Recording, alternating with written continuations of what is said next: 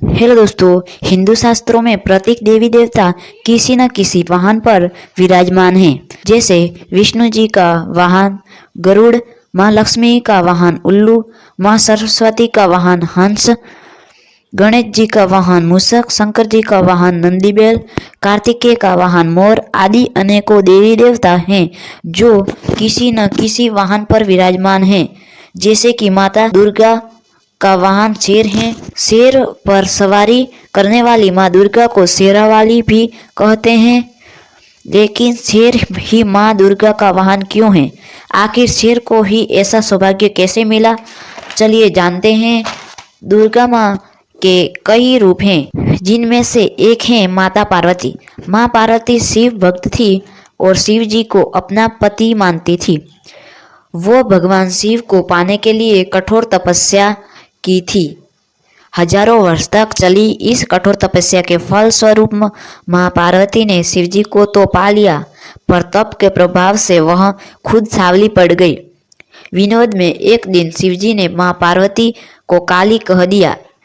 यह बात माँ पार्वती को इतनी बुरी लग गई कि उन्होंने कैलाश त्याग दिया और वन गमन किया।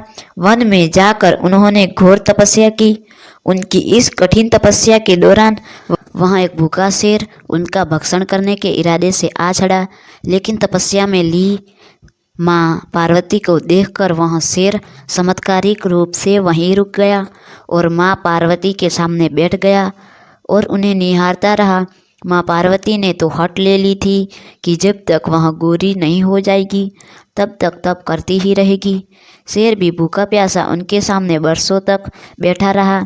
अंत में शिव जी प्रकट हुए और माँ पार्वती को गोरी होने का वरदान देकर अंतर्ध्यान हो गए।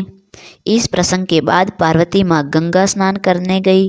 तब उनके अंदर से एक और देवी प्रकट हुई और माँ पार्वती गौरी बन गई और उनका नाम इसलिए गौरी पड़ा। और दूसरी देवी जिनका स्वरूप श्याम था, उन्हें कौशिकी नाम से जाना गया। स्नान संपन्न करने के उपरांत जब माँ पार्वती वापस लौट रही थी, तब उन्होंने देखा कि वहाँ एक शेर बैठा है जो उनकी ओर बड़े ध्यान देखा जा रहा है। शेर एक मांसाहारी पशु होने के बावजूद उसने माँ पर हमला नहीं किया था। यह बात माँ पार्वती को आश्चर्यजनक लगी।